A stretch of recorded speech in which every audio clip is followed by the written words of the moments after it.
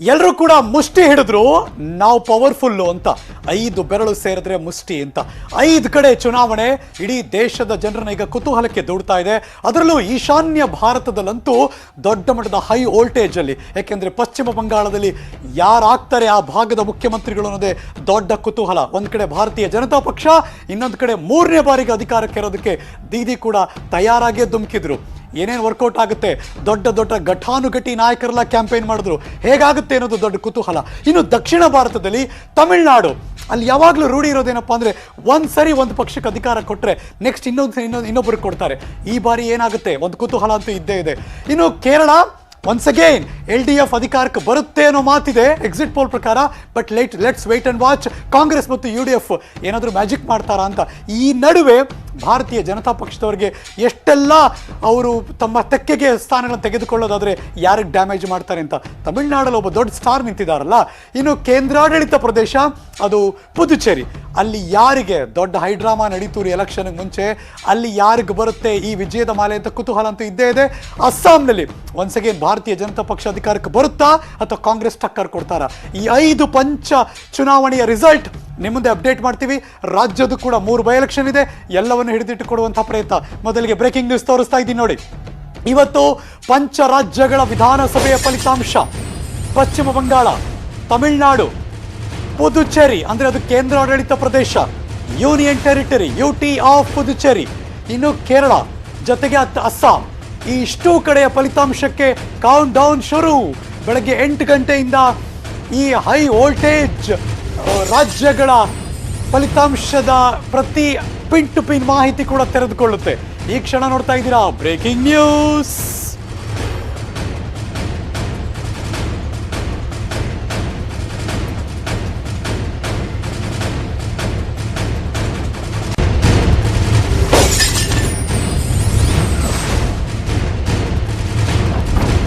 ಬೆಳ್ಳಂಬೆಳಗ್ಗೆ ಕಣ್ಣು ಮುಚ್ಕೊಂಡು ಎದ್ದೋಳಿದ್ರೆ, ಕಣ್ಣು ಉಜ್ಕೊಂಡು ಎದ್ದೋಳ್ತಾ ಇದ್ರೆ ಅವರೆಲ್ಲ ಭಾಗದಲ್ಲಿ ಯಾರು ಗೆಲ್ತಾರೆ ಏನು ಅಂತೆಲ್ಲ ಯೋಚನೆ ಮಾಡ್ತಾನೆ ಇರ್ತಾರೆ. ಕರ್ನಾಟಕದಲ್ಲೂ ಹೌದು, 3 ಕಡೆ ಬೈ ಎಲೆಕ್ಷನ್.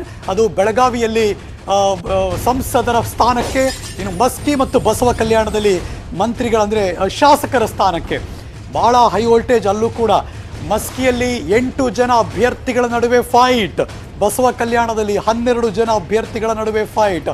ಅದರಲ್ಲೂ ಬಸವ ಕಲ್ಯಾಣದಲ್ಲಿ ಮಾಜಿ ಶಾಸಕರು ಪಕ್ಷೇತರ ಅಭ್ಯರ್ಥಿಯಾಗಿ ಕಣಕ್ಕಿಳಿದಿದ್ದಾರೆ. ಏನಾಗುತ್ತೆ ಅಂತ ಅಲ್ಲೂ ಕುತೂಹಲ ಅಂತೂ ಇದ್ದೇ ಇದೆ. ಇನ್ನು ಬೆಳಗಾವಿಯಲ್ಲಂತೂ ದೊಡ್ಡ ಹೈ ವೋಲ್ಟೇಜ್, ಯಾಕೆಂದರೆ ಸತೀಶ್ ಜಾರಕಿಹೊಳಿ ಅವರು ಕಣದಲ್ಲಿದ್ದಾರೆ ಅಂದ ಮೇಲೆ ಅದು ಹೈ ವೋಲ್ಟೇಜ್. ಅಪೋಸಿಷನ್ನಲ್ಲಿ ಭಾರತೀಯ ಜನತಾ ಪಕ್ಷದ ಅಭ್ಯರ್ಥಿ ಅವರ ಅನುಕಂಪದ ಆಧಾರದ ಮೇಲೆ ಅವರ ಹೆಂಡತಿ ನಿಂತಿದ್ದಾರೆ. ಹಾಗಾಗಿ ಅದು ದೊಡ್ಡ ಪ್ರತಿಷ್ಠೆಯ ಕಣ. ಇದು ಬೆಳಗಾವಿಯ ಹೈ ವೋಲ್ಟೇಜ್. ಅದು ಬಿಟ್ಟರೆ ಈಶಾನ್ಯ ಭಾರತದಲ್ಲಿ ಪಶ್ಚಿಮ ಬಂಗಾಳ, ಮೋದಿನಾ ಅಥವಾ ದೀದಿನಾ? ತಮಿಳುನಾಡಲ್ಲಿ ಒನ್ಸ್ ಅಗೇನ್ AIADMK ಈ ಸಾಂಪ್ರದಾಯಿಕ ಒಂದು ರೀತಿ ಗೆಲುವನ್ನು ತಮಿಳುನಾಡಲ್ಲಿ ಯಾವಾಗಲೂ ಕೊಡ್ತಾರಲ್ಲ, ಅದನ್ನು ಮೀರಿ ಒನ್ಸ್ ಅಗೇನ್ AIADMK ಅಧಿಕಾರಕ್ಕೆ ಬರುತ್ತಾ? ಅಮ್ಮನಿಲ್ಲದ ಈ ಎಲೆಕ್ಷನ್ನಲ್ಲಿ ಅವರೇ ಗೆಲ್ತಾರಾ ಅಥವಾ ಇಲ್ಲ ಮತ್ತೊಂದು ಸಾರಿ ನಮ್ಮ ನಮ್ಮ ನಮ್ಮ ಸಂಸ್ಕೃತಿ ಅಥವಾ ನಮ್ಮ ಆ ಒಂದು ಪ್ರೊಸೆಸ್ ಏನಿತ್ತು 5 ವರ್ಷ ಒಬ್ಬರಿಗೆ ಇನ್ನು 5 ವರ್ಷ ಒಬ್ಬರಿಗೆ ಅಂತ, ಅದೇ ಥರ DMK ಅಧಿಕಾರಕ್ಕೆ ಬಂದ್ಬಿಡುತ್ತಾ? ಭಾರಿ ಜಿದ್ದಾಜಿದ್ದಿ ಅಂತೂ ಇದ್ದೇ ಇದೆ. ಇನ್ನು ಕೇರಳದಲ್ಲಿ Pinarayi Vijayan left democratic LDF once again ಅಧಿಕಾರಕ್ಕೆ ಬರೋಕ್ಕೆ ಸಾಧ್ಯ ಆಗುತ್ತಾ ಅಥವಾ ಈ 5 ವರ್ಷದಲ್ಲಿ ಅವರ ವಿರುದ್ಧ ಏನಾದರೂ ಕೆಲಸ ಆಗಿದ್ರೆ ಕಾಂಗ್ರೆಸ್ ಮತ್ತು UDF ಅದನ್ನು ಮೀರಿ ತಾವು ಅಧಿಕಾರಕ್ಕೆ ಬರೋಕ್ಕೆ ಸಾಧ್ಯ ಆಗುತ್ತಾ? ಇದೆಲ್ಲ ಎರಡನ್ನೂ ಹೊರತುಪಡಿಸಿ ಭಾರತೀಯ ಜನತಾ ಪಕ್ಷದವರು ಏನಾದ್ರು ಮ್ಯಾಜಿಕ್ ಮಾಡೋಕ್ಕೆ ಸಾಧ್ಯನಾ? ಯಾಕೆಂದರೆ ಮಾನ್ಯ ಪ್ರಧಾನಮಂತ್ರಿಗಳಿಂದ ಹಿಡಿದು ಎಲ್ಲರೂ ಕೂಡ ಬಂದು ಹೋಗಿದ್ರು ಅಲ್ವಾ. ಹೀಗಾಗಿ ಆ ಪಂಚ ಕುರುಕ್ಷೇತ್ರದ ಫೈಟ್. ಕರ್ನಾಟಕದ 3 ಕಡೆ ಬೈ ಎಲೆಕ್ಷನ್ ರಿಸಲ್ಟ್ ಇವತ್ತೇ ಘೋಷಣೆ ಆಗುತ್ತೆ. ಫಲಿತಾಂಶ ಮಸ್ಕಿ ಬಸವ ಕಲ್ಯಾಣ ಫಲಿತಾಂಶಕ್ಕೂ ಕೂಡ ಕ್ಷಣಗಣನೆ. ಇದೆಲ್ಲವೂ ಕೂಡ ಪಿನ್ ಟು ಪಿನ್ ಮಾಹಿತಿಯನ್ನು ಅಪ್ಡೇಟ್ ಮಾಡೋದಕ್ಕೇನೆ ನಾವಂತೂ ಸಜ್ಜಾಗಿದ್ದೀವಿ. ನ್ಯೂಸ್ 18 ಕನ್ನಡ ದೇಶದ ಅತಿ ದೊಡ್ಡ ನೆಟ್ವರ್ಕ್ 18 ಗ್ರೂಪ್. ಹಾಗಾಗಿನೇ ನಮ್ಮ ಸಹೋದ್ಯೋಗಿಗಳು ದೇಶದ ಎಲ್ಲ ಭಾಗದ ಈ 5 ಕಡೆ ಇದೆಯಲ್ಲ, news 18 network 18 group live exclusive ಮಾಹಿತಿ ಕೊಡೋಕೆ ಅಂತಾನೆ ರೆಡಿ ಆಗಿದ್ದೀವಿ. ನಾವು ತಯಾರಿ ಮಾಡ್ಕೊಂಡಿದ್ದೀವಿ, ನಿಮ್ಮ ಮುಂದೆ ಇಡುವಂಥ ಕೆಲಸ ಮಾಡ್ತಾ ಇದ್ದೀವಿ.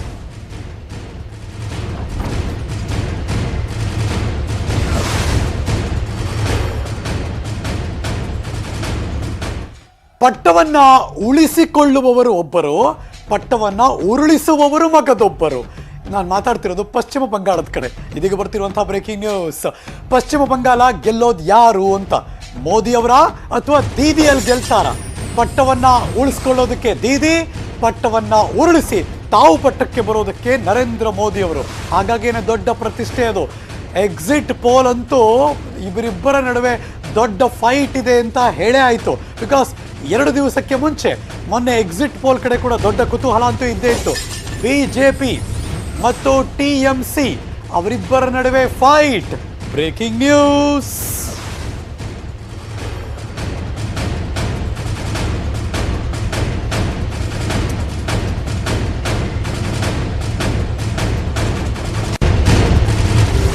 ನಿಮಗೆ ಕಳೆದ ಬಾರಿಯ ಚುನಾವಣೆಯನ್ನು ಒಂಚೂರು ನೆನಪಿಸ್ಬಿಡ್ತೀನಿ. ಯಾಕೆಂದರೆ ಪಶ್ಚಿಮ ಬಂಗಾಳ, ಅಸ್ಸಾಂ ಎಲ್ಲ ಅಲ್ಲಿ ಇರೋದ್ರಿಂದ.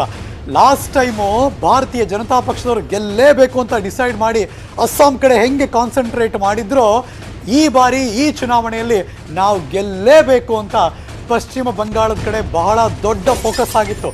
ಅನುಮಾನನೇ ಇಲ್ಲ. ಯಾಕೆಂದರೆ ಪ್ರಧಾನಮಂತ್ರಿಗಳಾದಿಯಾಗಿ, ಭಾರತೀಯ ಜನತಾ ಪಕ್ಷದ ರಾಷ್ಟ್ರೀಯ ಅಧ್ಯಕ್ಷರಾದಿಯಾಗಿ, ಭಾರತದ ಗೃಹ ಮಂತ್ರಿಗಳಾದಿಯಾಗಿ, ಭಾರತದ ರಕ್ಷಣಾ ಸಚಿವರಾದಿಯಾಗಿ, ಹೀಗೆ ಘಟಾನುಘಟಿ ಎಲ್ಲ ನಾಯಕರು ಕೂಡ ಪಶ್ಚಿಮ ಬಂಗಾಳದಲ್ಲಿ ಚುನಾವಣಾ ಪ್ರಚಾರವನ್ನು ಭರ್ಜರಿಯಾಗಿ ಮಾಡಿದರು. ನಾವು ಏನು ಕಡಿಮೆ ಇಲ್ಲ, ಲೋಕಲ್ಲು ಅಂತ ದೀದಿ ಕೂಡ ಎಷ್ಟೇ ಏನೇನು ಬೆಳವಣಿಗೆ ಆದರೂ ಬಿಡದೆ ಅವರು ಕೂಡ ಛಲ ಬಿಡದ ತ್ರಿವಿಕ್ರಮರಾಗಿ ಅವರು ಫೀಲ್ಡ್ಗೆ ಇಳಿದಿದ್ರು. ಹಾಗಾಗಿ ಒಂದು ದೊಡ್ಡ ಪ್ರತಿಷ್ಠೆ. ಮೋದಿ ಅಮಿತ್ ಶಾ ಅವರ ದಂಡಯಾತ್ರೆ BJPಯ ನಾಗಾಲೋಟಕ್ಕೆ ಮುಂದುವರಿಯುತ್ತಾ ಅಥವಾ ಬ್ರೇಕ್ ಹಾಕ್ತಾರಾ ದೀದಿ ಅನ್ನೋ ದೊಡ್ಡ ಕ್ವಶನ್ ಮಾರ್ಕ್ ಅಂತೂ ಇದ್ದೇ ಇದೆ. ಹ್ಯಾಟ್ರಿಕ್ ಗೆಲುವನ್ನು ಸಾಧಿಸುವುದಕ್ಕೆ, ಸತತವಾಗಿ 3ನೇ ಬಾರಿಗೆ ಗೆಲುವನ್ನು ದಾಖಲು ಮಾಡೋದಕ್ಕೆ ಮಮತಾ ದೀದಿ ಏನು ಮಾಡ್ತಾರೆ ಮ್ಯಾಜಿಕ್ ಅನ್ನೋದು ಕುತೂಹಲ. ದೇಶದಲ್ಲಿ ಈ ಕುರುಕ್ಷೇತ್ರದಲ್ಲಿ ದೊಡ್ಡ ಕುತೂಹಲ, ಟಾಪ್ ಪ್ರಯಾರಿಟಿಲಿ ಇರೋದು ಏನಪ್ಪ ಅಂದರೆ, ಯಾರಾದರೂ ಇವತ್ತು ಎಲೆಕ್ಷನ್ ರಿಸಲ್ಟ್ ಫಸ್ಟ್ ಕೇಳೋದು, ಹೇ ಏನಾಯಿತು ವೆಸ್ಟ್ ಬೆಂಗಾಲಲ್ಲಿ ಅಂತ ಕೇಳ್ತಾರೆ. ಸೊ ಹಾಗಾಗಿ ಆ ವೆಸ್ಟ್ ಬೆಂಗಾಲ್, ಪಶ್ಚಿಮ ಬಂಗಾಳದ ರಿಸಲ್ಟ್ ಇಡೀ ದೇಶವೇ ತಿರುಗಿ ನೋಡ್ತಾ ಇದೆ. ಸಮೀಕ್ಷೆಗಳ ಫಲಿತಾಂಶ ನಿಜ ಆಗುತ್ತಾ?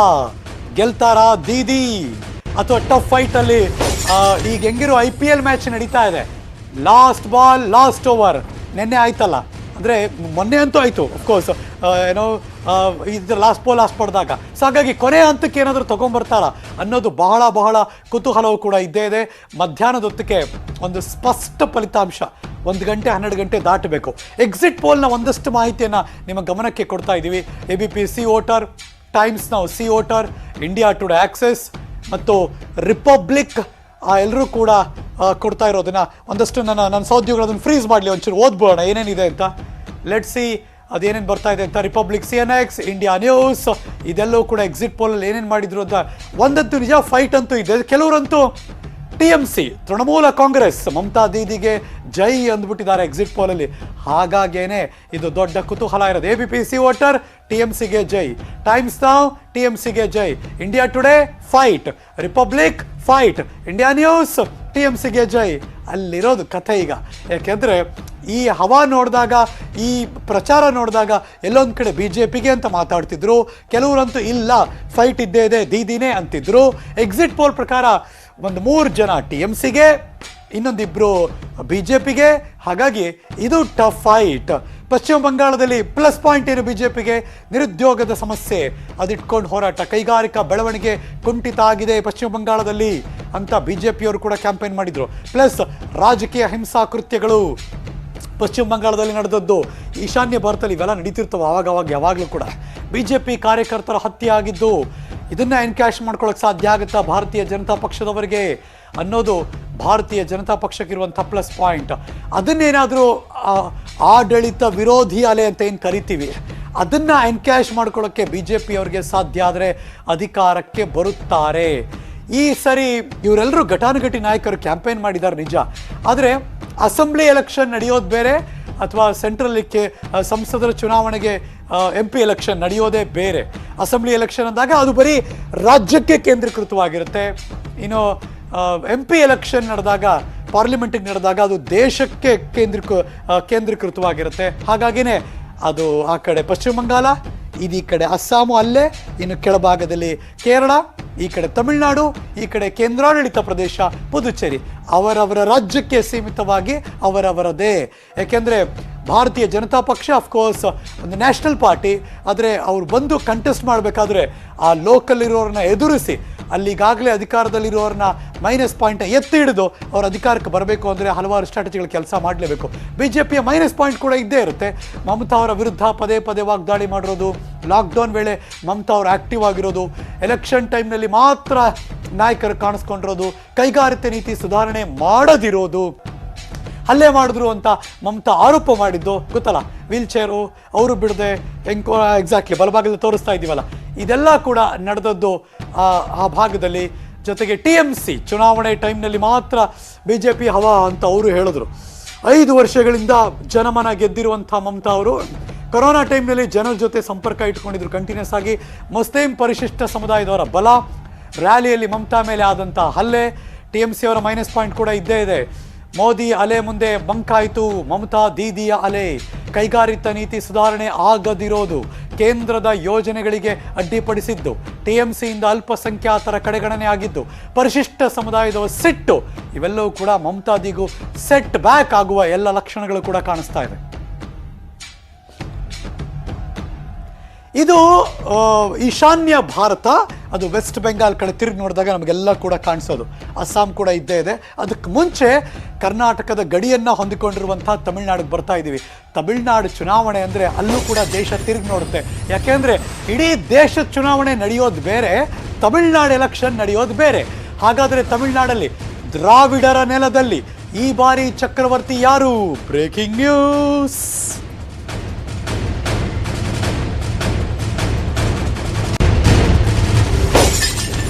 ಪಂಚ ತೀರ್ಪು ಇವತ್ತು ಪ್ರಕಟ ಆಗುತ್ತೆ. 8 ಗಂಟೆಯಿಂದ ಎಲೆಕ್ಷನ್ ಎಣಿಕೆ ಕಾರ್ಯ, ಈ ರಿಸಲ್ಟ್ ಬಂತಲ್ಲ ಅದರ ಎಣಿಕೆ ಕಾರ್ಯ, ಮತ ಎಣಿಕೆ ಕಾರ್ಯ ಶುರುವಾಗುತ್ತೆ. ದ್ರಾವಿಡರ ನಾಡಿನಲ್ಲಿ ಮತ್ತೆ ಸ್ಟಾಲಿನ್ ಅಧಿಕಾರಕ್ಕೆ ಬರ್ತಾರಾ ಅನ್ನೋದೀಗ ದೊಡ್ಡ ಕುತೂಹಲ.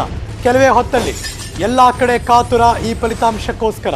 ತಮಿಳುನಾಡಲ್ಲಿ ರಿಪೀಟ್ ಆಗುತ್ತಾ ಹಿಸ್ಟರಿ? ಅಣ್ಣಾ DMK ಬಳಿಕ DMK ಗದ್ದಿಗೆ ಇರುತ್ತಾ? ಸ್ಟಾಲಿನ್ಗೆ ಟಕ್ಕರ್ ಕೊಡ್ತಾರಾ ಪಳನಿಸ್ವಾಮಿ? ಅಮ್ಮನಿಲ್ಲದ ಚುನಾವಣೆ ಫಸ್ಟ್ ಟೈಮ್. ಅಣ್ಣಾ DMK ಪಾರ್ಟಿ, ಸ್ಟಾಲಿನ್ CM ಆಗ್ತಾರೆ ಈಗ ಅನ್ನೋದು ಎಕ್ಸಿಟ್ ಪೋಲ್ನ ಕ್ಲಿಯರ್ ಕಟ್ ಇನ್ಫಾರ್ಮೇಶನ್ ಬಂತಲ್ಲ. ಎಕ್ಸಿಟ್ ಪೋಲು ಈ ಸಾರಿ DMK ಸ್ಟಾಲಿನ್ನೇ ಮುಖ್ಯಮಂತ್ರಿ ಅನ್ನೋದು ಎಕ್ಸಿಟ್ ಪೋಲಲ್ಲಿ ಗೊತ್ತಾಗ್ತಿದೆ. ಯಾಕೆ ಅಂದರೆ ತಮಿಳುನಾಡಲ್ಲಿ ಯಾವಾಗಲೂ ಹೆಂಗೆ ಅಂದರೆ 5 ವರ್ಷ ಒಬ್ರಿಗೆ ಅಧಿಕಾರ ಕೊಟ್ವಿ, AIADMK ಅಂದರೆ ನೆಕ್ಸ್ಟ್ 5 ವರ್ಷ DMK ಕೊಡ್ತಾ ಇದ್ದಾರೆ ಅಂತ, ಮತ್ತೆ ಇನ್ನು 5 ವರ್ಷಕ್ಕೆ AIDMK ಕೊಡ್ತೀವಿ ಅಂತ. ಹಾಗಾಗಿ ಕಸ್ಬರ್ಗೆ ತಗೊಂಡು ಹಂಗೆ ಸ್ವೀಪ್ ಮಾಡಿ ಗೂಡಿಸಿ ಪಕ್ಕಕ್ಕೆ ಹಾಕ್ಬಿಡ್ತಾರೆ. ಇದು ತಮಿಳುನಾಡಿನ ರಾಜಕೀಯದ ಇತಿಹಾಸ. Let's go live. ಕೇಂದ್ರದಲ್ಲಿ ಇಷ್ಟೆಲ್ಲ ಬೆಳವಣಿಗೆ ನಡೀತಿರ್ಬೇಕಾದ್ರೆ ಏನೇನಾಗ್ತಿದೆ ಈ ಪಂಚ ಕುರುಕ್ಷೇತ್ರದ ಫಲಿತಾಂಶದ ಒಂದಷ್ಟು ಕುತೂಹಲ ಅಂತ ನನ್ನ ಸಹೋದ್ಯೋಗಿ ಧರಣೇಶ್ ಬೂಕನಕೆರೆ ದೆಹಲಿಯಿಂದ ನೇರ ಸಂಪರ್ಕದಲ್ಲಿ ಜಾಯಿನ್ ಆಗ್ತಿದ್ದಾರೆ. Very good morning Dharanesh. ಚುನಾವಣೆಗೆ ಮುಂಚೆ ಇರುವಂತಹ ಸ್ಟ್ರಾಟಜಿಗಳು, ಚುನಾವಣೆ ನಡೆದ ಮೇಲೆ ಎಕ್ಸಿಟ್ ಪೋಲ್ ರಿಸಲ್ಟ್ಗಳು, ಈಗ ಜನ ಕುತೂಹಲದಿಂದ ನೋಡುವಂಥ ದಿನ ಬಂದೇ ಬಿಡ್ತು. ಟೆಲ್ ಮಿ ಒನ್ ಥಿಂಗ್, ನಾವು ದೂರದಲ್ಲಿ ಕೂತು ಬೆಂಗಳೂರಿನಿಂದ ನೋಡೋದೇ ಬೇರೆ, ನೀವು ಹತ್ತಿರದಿಂದ ದೆಹಲಿಯಲ್ಲಿ ಅದನ್ನು ಅಬ್ಸರ್ವ್ ಮಾಡೋದೇ ಬೇರೆ. ಏನು ಕಾಣಿಸ್ತಾ ಇದೆ ಎಕ್ಸಿಟ್ ಪೋಲ್ನ ಆ ಸಂದೇಶ ಮತ್ತು ಇವತ್ತಿನ ಫಲಿತಾಂಶದ ದಿವಸ ನಿಮಗೆ ಹತ್ತಿರದಿಂದ?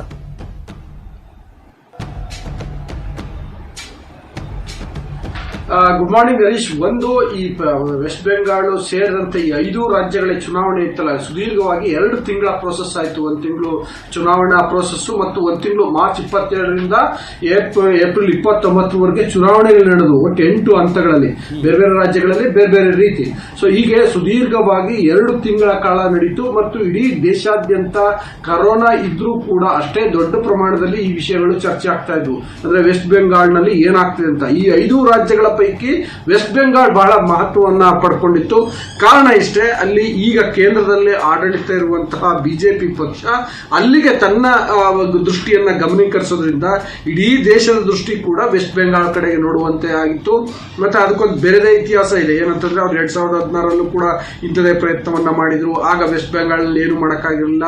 ಜೊತೆಗೆ ಕೇಂದ್ರದ ನಾಯಕರಿಗೆ ಅಂದ್ರೆ ಬಹಳ ಪ್ರಬಲವಾದಂತಹ ನಾಯಕರಿಗೆ ಅಷ್ಟೇ ತೀಕ್ಷ್ಣವಾದಂತಹ ತೀವ್ರವಾದಂತಹ ಪ್ರತಿಕ್ರಿಯಿಸುತ್ತಿರುವಂತವರು ಮಮತಾ ಬ್ಯಾನರ್ಜಿ. ಹಾಗಾಗಿ ಅವರು ಯಾವ ರೀತಿ ಇವರ ತಂತ್ರಗಳಿಗೆ ಪ್ರತಿತಂತ್ರ ಎಣಿಬಹುದು, ಮತ್ತೆ ಮಮತಾ ಬ್ಯಾನರ್ಜಿ ಈಗ ಆಲ್ರೆಡಿ 10 ವರ್ಷ ಪೂರೈಸಿದ್ದಾರೆ, ಮತ್ತೆ ಅಧಿಕಾರಕ್ಕೆ ಬರ್ತಾರಾ ಇಲ್ವಾ, ಮತ್ತೆ ನಾನು ಮೊನ್ನೆ ಕೂಡ ಹೇಳ್ತಾ ಇದ್ದೆ ಏನಂತಂದ್ರೆ ಈ ಒಂದು 5 ರಾಜ್ಯಗಳ ಚುನಾವಣೆ 2024 ನಡೆಯುವಂತಹ ಲೋಕಸಭಾ ಚುನಾವಣೆಗೆ ಒಂದು ರೀತಿ ಸೆಮಿಫೈನಲ್ ರೀತಿ ಆಗಿರೋದ್ರಿಂದ ಈಗ ಯಾವ ರೀತಿ ಟ್ರೆಂಡ್ ಸೆಟ್ ಆಗಬಹುದು ಅನ್ನುವ ಕಾರಣಕ್ಕೋಸ್ಕರ ಅದು ವೆಸ್ಟ್ ಬೆಂಗಾಲ್ ಬಹಳ ಮಹತ್ವವನ್ನು ಪಡ್ಕೊಂಡಿತ್ತು. ಇನ್ನು ಬೇರೆ ಬೇರೆ ರಾಜ್ಯಗಳು ಇದೇ ಸಂದರ್ಭದಲ್ಲಿ ನಡೆದಂತಹ ಕೇರಳ, ತಮಿಳುನಾಡು, ಪುದುಚೇರಿ ಮತ್ತು ಅಸ್ಸಾಂ ರಾಜ್ಯಗಳ ವಿಧಾನಸಭಾ ಚುನಾವಣೆಗಳು ಅಲ್ಲಿ ಬೇರೆ ಬೇರೆ ರೀತಿಯ ವಾತಾವರಣಗಳಿದಾವೆ, ಬೇರೆ ಬೇರೆ ರೀತಿಯ ಸ್ಟ್ರಾಟಜಿಗಳನ್ನ ಮಾಡಿದ್ರು ರಾಜಕೀಯ ಪಕ್ಷಗಳು, ಮತ್ತೆ ಬೇರೆ ಬೇರೆ ರಾಜಕೀಯ ಸಮೀಕರಣಗಳಿವೆ. ಸೊ ಹಾಗಾಗಿ ಈ 5 ರಾಜ್ಯಗಳ ಚುನಾವಣೆ ಯಾವ ರೀತಿ ಬರಬಹುದು ಮತ್ತೆ ಅದು ಮುಂದೆ ಯಾವ ರೀತಿ ಪರಿಣಾಮವನ್ನ ಬೀರಬಹುದು ಅನ್ನುವಂತಹ ಕುತೂಹಲ ಏನ್ ಪಶ್ಚಿಮ ಬಂಗಾಳ ನೋಡೋದಾದ್ರೆ ಈ ಬಾರಿ ಪಶ್ಚಿಮ ಬಂಗಾಳ ದೊಡ್ಡ ಪ್ರತಿಷ್ಠೆ ಆಗಿತ್ತು ಹೈಕಮಾಂಡ್ಗೂ ಕೂಡ. ಹಾಗಾಗಿನೇ ಘಟಾನುಘಟಿ ನಾಯಕರು ಅಲ್ಲಿಗೆ ಧುಮುಕಿದ್ರು. ಒಂದ್ ರೀತಿ ಯುದ್ಧದ ತರನೇ ಒಂದು ಕುರುಕ್ಷೇತ್ರನೇ ನಡೆದೋಯ್ತು. ಹಂಗೆ ನೋಡಕ್ ಹೋದ್ರೆ ಆರೋಪ ಪ್ರತ್ಯಾರೋಪ ಎಲ್ಲವೂ ಆಗೋಯ್ತು. ಸೊ ಒಂದ್ ರೀತಿ ಬಿಜೆಪಿಗೂ ಪ್ರತಿಷ್ಠೆ, ಆದ್ರೆ ಎಕ್ಸಿಟ್ ಪೋಲ್ ಅಲ್ಲಿ ದೀದಿ ಸರಿಯಾಗಿ ಟಕ್ಕರ್ ಕೊಡ್ತಾರೆ ಅಂತ ಇದೆ. ಸೊ ನೀವ್ ಹೇಗೆ ಅನಲೈಸ್ ಮಾಡಿದ್ರಿ ಪಶ್ಚಿಮ ಬಂಗಾಳವನ್ನ ಧರಣೇಶ್?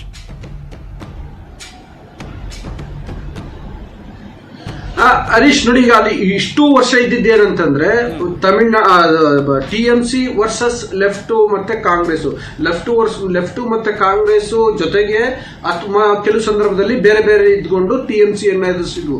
ಇಷ್ಟೇ ಇತ್ತು ಆ ರಾಜಕೀಯ ಸಮೀಕರಣ. ಆದ್ರೆ ಈ ಬಾರಿ ಅದು ಸಂಪೂರ್ಣವಾಗಿ ಬದಲಾಗೋಯ್ತು. TMC ವರ್ಸಸ್ ಬಿಜೆಪಿ ಅನ್ನೋ ರೀತಿ ಆಯ್ತು.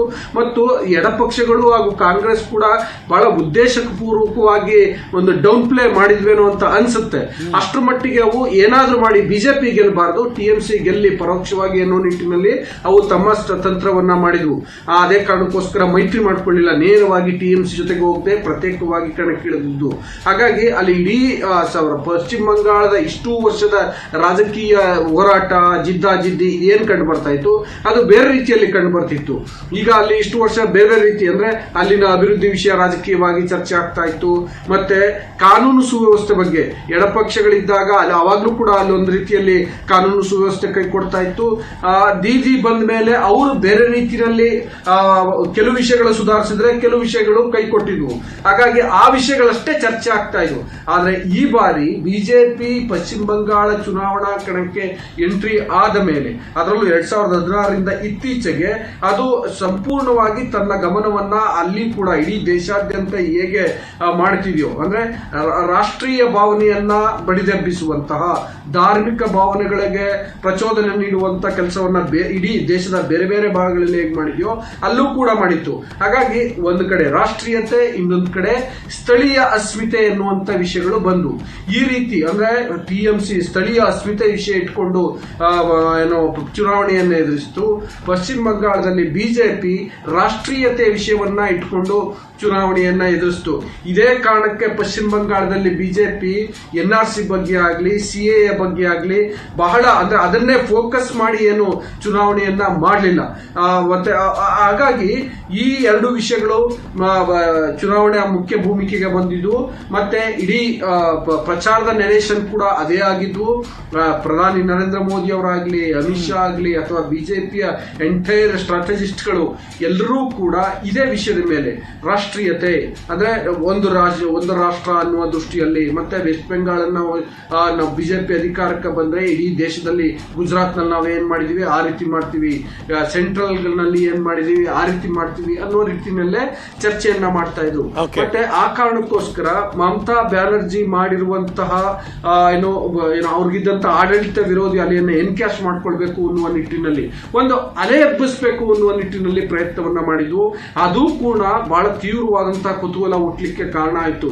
ಅಂದ್ರೆ ಇವರ ಬಿಜೆಪಿಯ ಅಬ್ಬರದ ಪ್ರಚಾರ, ಅಬ್ಬರದ ಕಾರ್ಯತಂತ್ರಗಳು ಕೂಡ ಅಲ್ಲಿ ಒಂದು ಅಲೆ ಎಬ್ಬಿಸುವ, ಬಿಜೆಪಿಯ ಪರವಾದ ಅಲೆ ಎಬ್ಬಿಸಲಿಕ್ಕೆ ಕಾರಣ ಆಯ್ತು. ಅದು ಅಂದ್ರೆ ಏಟಿಗೆ ಎದುರೇಟು ಅನ್ನೋ ರೀತಿ ಆಗ್ತದಲ್ಲ, ಅದೇ ರೀತಿಯಲ್ಲಿ ತೀಕ್ಷ್ಣವಾಗಿ ಮಮತಾ ಬ್ಯಾನರ್ಜಿ ಕಡೆಯಿಂದ ಕೂಡ ಪ್ರತಿಕ್ರಿಯೆಗಳು ವ್ಯಕ್ತ ಆದವು. ಅದರಿಂದಾಗಿ ಪಶ್ಚಿಮ ಬಂಗಾಳದಲ್ಲಿ ತೀವ್ರ ಕುತೂಹಲ ಮೂಡಿತು. ಮತ್ತೆ ಅದು ಇಡೀ ದೇಶ ಹಾಗಾಗಿ ಪಶ್ಚಿಮ ಬಂಗಾಳ ಕಡೆ ನೋಡುವಂತಾಗಿತ್ತು. ಹರೀಶ್, ನಾನಾ ನೀವಾ ಅನ್ನೋ ವೆಲ್ಕಮ್ ಬ್ಯಾಕ್. ಪಂಚ ತೀರ್ಪು 4 ರಾಜ್ಯಗಳು ಮತ್ತು 1 ಕೇಂದ್ರಾಡಳಿತ ಪ್ರದೇಶ, ಅದು ಪುದುಚೇರಿ. 5 ಕಡೆ ಈ ಪಂಚ ತೀರ್ಪು. ಬೆಳಗ್ಗೆ 8 ಗಂಟೆಯಿಂದ ಮತ ಎಣಿಕೆ ಕಾರ್ಯ ಶುರುವಾಗುತ್ತೆ.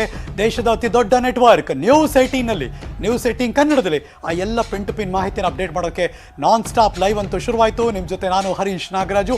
ಈ ಕ್ಷಣ ನಮ್ಮ ಜೊತೆ ಗೆಸ್ಟ್ಗಳು ಕೂಡ ಜಾಯ್ನ್ ಆಗೋಕ್ಕೆ ಶುರುವಾಗ್ತಾರೆ. ಮೊದಲಿಗೆ ನಮ್ಮ ಜೊತೆ ಕಾಂಗ್ರೆಸ್ನ ವಕ್ತಾರೆ ಕವಿತಾ ರೆಡ್ಡಿ ಅವರು ನೇರ ಸಂಪರ್ಕದಲ್ಲಿ ಜಾಯ್ನ್ ಆಗ್ತಿದ್ದಾರೆ. ನಮಸ್ಕಾರ ಕವಿತಾ ಅವರೇ. ಮಗದೊಂದು ಕಡೆ ಭಾರತೀಯ ಜನತಾ ಪಕ್ಷದ ವಕ್ತಾರರು ಶ್ರೀ ಮಹೇಶ್ ನೇರ ಸಂಪರ್ಕದಲ್ಲಿ ಅವರು ಕೂಡ ಜಾಯ್ನ್ ಆಗ್ತಿದ್ದಾರೆ. ಮಹೇಶ್ ಸರ್ ನಮಸ್ಕಾರ, ಕಾರ್ಯಕ್ರಮಕ್ಕೆ ಸ್ವಾಗತ. Let me start. ಮಹೇಶ್ ಅವರಿಂದ ಶುರು ಮಾಡ್ತಿದ್ದೀರಿ.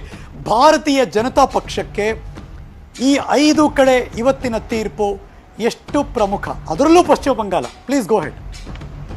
ಸಹಜವಾಗಿ ಏನು ನಾವು ನಿರೀಕ್ಷೆ ಮಾಡಿದ್ವಿ, ಕಳೆದ ಹಲವು ವರ್ಷಗಳ ನಮ್ಮ ಪರಿಶ್ರಮ ಏನಿತ್ತು, ಪಶ್ಚಿಮ ಬಂಗಾಳದಲ್ಲಿ ಏನು ಒಂದು ರಾಷ್ಟ್ರೀಯತೆಯ ಉದ್ದೀಪನಗೊಳಿಸಬೇಕು ಅಂತ ಏನು ನಮ್ಮ ಪ್ರಯತ್ನಗಳು ಸಾಗಿದ್ವು, ಅದು ಸಾಗಿರೋದಕ್ಕೆ ಒಂದು ಫಲ ನೀಡೋ ಅಂತ ಒಂದು ಪೂರ್ತವಾದಂತ ಗಳಿಗೆಗೋಸ್ಕರ ನಾವು ಕಾಯ್ತಾ ಇದ್ದೀವಿ. ಯಾವ ಎಡಪಂಥೀಯ ಆಡಳಿತದ ಪರಿಣಾಮ ಕಳೆದ 35 ವರ್ಷಗಳ ಕಾಲ ಆ ಪಶ್ಚಿಮ ಬಂಗಾಳ ಒಂದು ರೀತಿಯಲ್ಲಿ ದೇಶದ ಆತ್ಮ ಇದ್ದಂಗೆ, ದೇಶದ ಸ್ವತಂತ್ರ ಹೋರಾಟದ ಎಲ್ಲ ರಂಗಗಳಲ್ಲೂ ಕೂಡ ಮುಂದೆ ನಿಂತು ಇಡೀ ದೇಶದ ಸ್ವಾತಂತ್ರ್ಯಕ್ಕೋಸ್ಕರ ಉದ್ದೀಪನಗೊಳಿಸ್ತಕ್ಕಂಥ ಅನೇಕ ಜನ, ಎಲ್ಲರ ಪ್ರೇರಣೆ ಕೊಡ್ತಕ್ಕಂಥ ದೊಡ್ಡ ದೊಡ್ಡ ನಾಯಕರನ್ನ, ರಾಷ್ಟ್ರ ನಾಯಕರನ್ನ ಕೊಟ್ಟಂತ ಆ ಪಶ್ಚಿಮ ಬಂಗಾಳ ಕಮ್ಯುನಿಸ್ಟರ ಕೈನಲ್ಲಿ ಬಳಲಿ ಬೆಂಡಾಗಿ ಯಾವ ಸ್ಥಿತಿಗೆ ತಲುಪಿದೆ ಅಂತೇಳಿ ನಾವೆಲ್ಲ ಕಾಣಬಹುದಾಗಿದೆ. ಮಹೇಶ್ ಸರ್, ಈ ಬಾರಿ I just want to ask you, ಈಶಾನ್ಯ ಭಾರತದಲ್ಲಿ ಪಶ್ಚಿಮ ಬಂಗಾಳದಲ್ಲಿ ಅದರ ಭೌಗೋಳಿಕವಾಗಿ ಅದೊಂದು ಜಾಗ ನೋಡಿದ್ರೆ ಒಂದು ದೊಡ್ಡ ಕೋಟೆ ಇತ್ತು ಬಿಜೆಪಿಗೆ ಎಂಟ್ರಿ ಕೊಡೋಕ್ಕೆ. ಈ ಬಾರಿ ಆ ಕೋಟೆನ ಭೇದಿಸಿ ಒಳಗೆ ನುಗ್ತೀವಿ ನಾವು ಅನ್ನೋ ವಿಶ್ವಾಸ ಇದೆಯಾ? 100ಕ್ಕೆ 100ರಷ್ಟು ಆ ಏನು ಅಭೇದ್ಯತೆ ಅಂತ ನಾವು ಯಾರೆಲ್ಲ ನಾವು ಭಾವಿಸಿದ್ವಿ, ಆ ಅಭೇದ್ಯತೆಯನ್ನ ಭೇದಿಸಿ ಬಿಜೆಪಿ ಇವತ್ತು ಇಡೀ ಪಶ್ಚಿಮ ಬಂಗಾಳದಲ್ಲಿ ದಾಪಗಾಲನ್ನ ಇಡುತ್ತೆ. ಅದರಲ್ಲಿ ಎರಡನೇ ಮಾತೇ ಇಲ್ಲ. I will come back to you Mahesh sir, because ನಮ್ಮ ಜೊತೆ ನೇರ ಸಂಪರ್ಕದಲ್ಲಿ ಕಾಂಗ್ರೆಸ್ನ ವಕ್ತಾರೆ ಕವಿತಾ ರೆಡ್ಡಿ ಅವರು ಕೂಡ ಜಾಯ್ನ್ ಆಗಿದ್ದಾರೆ. Very good morning. ನಮಸ್ಕಾರ ಕವಿತಾ ರೆಡ್ಡಿ ಅವರೇ. ನಮಸ್ಕಾರ. ಫಸ್ಟ್ ಕ್ವಶನ್ ಏನ್ ಗೊತ್ತಾ, ನನಗೆ ಕುತೂಹಲ ಇದು, ನೀವು ಆನ್ಸರ್ ಕೊಡಬೇಕು. ನನಗೆ ಇಡೀ ರಾಜ್ಯದ ಜನತೆ, ದೇಶದ ಜನತೆ ಕೇಳಿಸ್ಕೊತಿದ್ದಾರೆ. ಪಶ್ಚಿಮ ಬಂಗಾಳದಲ್ಲಿ ಬಿಜೆಪಿಗೇನೋ ನಾವು ಗೆಲ್ಲೇಬೇಕು ಅಂತ ಹಠ ಇತ್ತು. I just want to ask you first question, ಕಾಂಗ್ರೆಸ್ಗೆ ಏನಿತ್ತು, ನಾವು ಗೆಲ್ಲಬೇಕು ಅನ್ನೋದಾ ಇಲ್ಲ ಭಾರತೀಯ ಜನತಾ ಪಕ್ಷದವ್ರು ಸೋಲ್ಬೇಕು ಅನ್ನೋದಾ? ಹರೀಶ್, ತುಂಬಾ ಒಳ್ಳೆ ಪ್ರಶ್ನೆ ಕೇಳಿದ್ದೀರಾ. ನಮಗೆ ವೆಸ್ಟ್ ಬೆಂಗಾಲ್ ನಲ್ಲಿ ಲೋಕಸಭಾ ಎಲೆಕ್ಷನ್ಸ್ ನಲ್ಲಿ ಇದ್ದಷ್ಟು ಅಸ್ತಿತ್ವ ಅಸೆಂಬ್ಲಿ ಎಲೆಕ್ಷನ್ ನಲ್ಲಿ ಖಂಡಿತ ಇಲ್ಲ. ಅದನ್ನ ನಾವು ಒಪ್ಕೊಳ್ಬೇಕಾದಂತ ಮಾತು. ಯಾಕಂದ್ರೆ ಇದು ವೆಸ್ಟ್ ಬೆಂಗಾಲ್ ಅಲ್ಲಿ ಲೆಫ್ಟ್ ಪಾರ್ಟಿ ಲಾಂಗ್ ಟರ್ಮ್ ನಾವು ಅಧಿಕಾರದಲ್ಲಿದ್ದಾಗ ಅವರು UPA ಸರ್ಕಾರನ ಬೆಂಬಲಿಸಿದ್ರು. So there was a relationship between west and left and this one Congress in the central. ಹಾಗಾಗಿ ಸ್ಟೇಟ್ ನಲ್ಲಿ ಅವರು ರೂಲ್ ಮಾಡ್ತಾ ಇದ್ರು. This is a reality. ಹಾಗಾಗಿ ನಾವು ಲೆಫ್ಟ್ ಪಾರ್ಟೀಸ್ ಅಧಿಕಾರದಲ್ಲಿದ್ದಾಗ ನಮಗೆ ಅಷ್ಟೊಂದು ಅಲ್ಲಿ ಪ್ರಾಬಲ್ಯತೆ ಇರ್ಲಿಲ್ಲ. ಆ ಒಂದು ಕೊರತೆಯನ್ನ ಬಳಸ್ಕೊಂಡಿದ್ದು ಡೆಫಿನೆಟ್ಲಿ TMC ಅವರು ಬಳಸ್ಕೊಂಡ್ರು. Mamata Banerjee emerge as a very strong leader. ನಮಗೆ ಇವತ್ತು ಸ್ವಲ್ಪ ಮಟ್ಟಿಗೆ ಅಸ್ತಿತ್ವ ಕಡಿಮೆ ಇದೆ. ಬಟ್ ಹಂಗಂತ ಹೇಳಿ ನಮ್ಗೆ ಅಲ್ಲಿ ಪ್ರೆಸೆನ್ಸ್ ಇಲ್ಲ ಅಂತಲ್ಲ. ಬೇಕಾದಷ್ಟು ಪ್ರದೇಶಗಳಲ್ಲಿ ಅಲ್ಲಿ ಕಾಂಗ್ರೆಸ್ ಪ್ರೆಸೆನ್ಸ್ ಇದೆ. ಅದಕ್ಕೆ ನಾವು ಅಲ್ಲಿ TMC ಜೊತೆ ಟೈಪ್ ಮಾಡ್ಕೊಳ್ಳುವಂತ ಸಾಧ್ಯತೆನೂ ಇರ್ಲಿಲ್ಲ. ಬಿಕಾಸ್ ನಮ್ಮದೇ ಆದಂತ ಅಸ್ತಿತ್ವ ಅಲ್ಲಿನ ಪಾಲಿಟಿಕ್ಸ್ ಬೇರೆ. ಅಲ್ಲಿ ಕಾಂಗ್ರೆಸ್ ಅಂದ್ರೆ ಕಾಂಗ್ರೆಸ್, ಇದು ಲೆಫ್ಟ್ ಅಂದ್ರೆ ಲೆಫ್ಟ್, ಮತ್ತೆ TMC ಅಂದ್ರೆ TMC. ಇದು ನಮ್ಮ ಮಂಡ್ಯದಲ್ಲಿ ಯಾವ ತರ ಪಾಲಿಟಿಕ್ಸ್ ಇದೆ ಆತರ ಅಲ್ಲಿ ಒಂದು ವೆರಿ ಡಿವೈಡೆಡ್ ಪಾಲಿಟಿಕ್ಸ್ ಅಲ್ಲಿದೆ. ಸೊ ಹಾಗಾಗಿ ಬಟ್ ಒಂದು ಏನು ಮುಖ್ಯ ಇದು ಅಂದ್ರೆ ಲಾಸ್ಟ್ ಮಿನಿಟ್ ನಲ್ಲಿ ಮಮತಾ ಬ್ಯಾನರ್ಜಿ ಅವರು ಬೇರೆ ಎಲ್ಲಾ ಪಕ್ಷಗಳು ನಮ್ಗೆ ಸಪೋರ್ಟ್ ಮಾಡ್ಬೇಕು ಅಂತ ಸಹ ಒಂದು ಕಾಲ್ ಕೊಟ್ಟಿದ್ರು.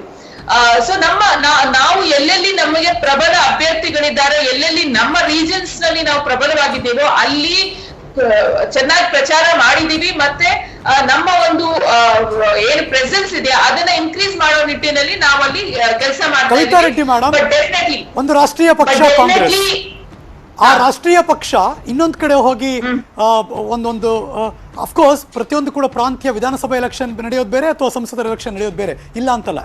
ಬಟ್ ಆದರೆ ಎಲ್ಲೋ ಒಂದು ಕಡೆ ಮತ್ತೆ ಬಲಿಷ್ಠವಾಗಬೇಕು ಈ ರಾಷ್ಟ್ರೀಯ ಪಕ್ಷ, ಇದನ್ನು ಮತ್ತೆ ಕಟ್ಟಬೇಕು ಭಾರತದಲ್ಲಿ ಅಂತ ಕಾಂಗ್ರೆಸ್ನವರು ಶ್ರಮ ಪಡುತ್ತಿರುವ ಈ ಸಂದರ್ಭದಲ್ಲಿ ಈಗಾಗಲೇ ಹಿಸ್ಟ್ರಿ ತೆಗೆದು ನೋಡಿದ್ರೆ ನಿಮಗೆ ಗೊತ್ತಿರೋ ಹಾಗೆ ಈಶಾನ್ಯ ಭಾರತದಲ್ಲಿ ಕಾಂಗ್ರೆಸ್ ಎಷ್ಟು ಸ್ಟ್ರಾಂಗ್ ಆಗಿತ್ತು ಅಂತ ಎಲ್ಲರಿಗೂ ಗೊತ್ತು. ಬಟ್ ಸ್ಟಿಲ್ ಈ ಬಾರಿ ಕಾಂಪ್ರಮೈಸ್ ಆಗಿ ಇಲ್ಲ ನಮ್ಮ ಕೈಲಿ ಆಗಲ್ಲ ಅಂತ ಮೊದಲೇ ಅದನ್ನು ಅರಿತುಕೊಂಡು ಇನ್ನು ಬೇರೆ ಆಪ್ಷನ್ ಇಲ್ಲ, ನಾವು ಕೈ ಜೋಡಿಸ್ಬಿಡೋಣ ಅನ್ನೋ ತೀರ್ಮಾನಕ್ಕೆ ಬಂದಾಗಿತ್ತಾ ಕಾಂಗ್ರೆಸ್ಸು? ಅಲ್ಲ ಹರೀಶ್ ಅವರೇ, ನೀವೊಂದು ಯೋಚನೆ ಮಾಡಿ, TMC was also supporting us once upon A time ಅಲ್ವಾ? ಈಗ ಟಿಎಂಸಿ ವಾಸ್ ಎನ್ಡಿಎನೂ ಸಪೋರ್ಟ್ ಮಾಡ್ತಾ ಇತ್ತು. ಸೊ ಪ್ರಜಾಪ್ರಭುತ್ವದ ವ್ಯವಸ್ಥೆಯಲ್ಲಿ ಫೆಡರಲ್ ಸ್ಟ್ರಕ್ಚರ್ಸ್ ನಲ್ಲಿ ಲೋಕಲ್ ಗವರ್ಮೆಂಟ್ಸ್ ಯಾರಲ್ಲಿ ರೀಜನಲ್ ಪಾರ್ಟೀಸ್ ಅಂದ್ರೆ ಸ್ಟ್ರೆಂಥನ್ ಆಗ್ತಾ ಬರ್ತಾ ಇದೆ. ಅದು ಹಿಸ್ಟ್ರಿ ಹೇಳುತ್ತೆ. ಚಂದ್ರಬಾಬು ನಾಯ್ಡು ಅವರಾಗಿರ್ಬೋದು, ಜಗನ್ ಅವರಾಗಿರ್ಬೋದು, TRS ಆಗಿರ್ಬೋದು, local politics, regional politics strengthen ಆಗ್ತಾ ಬರ್ತದೆ.